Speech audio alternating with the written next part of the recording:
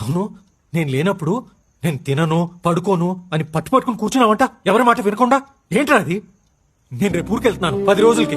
ఆ 10 రోజులు కూడా ఏమి తినవా? నిన్నే అడిగేది, చెప్పు. ఆ,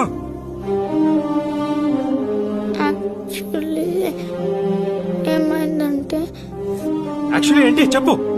ఫీవర్ వస్తుంది, తినకపోతే.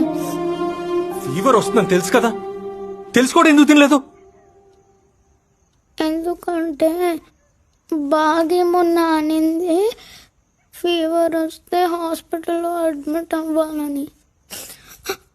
హాస్పిటల్లో అడ్మిట్ అయ్యి నీతో పాటు ఉండొచ్చని తినలేను డాడీ.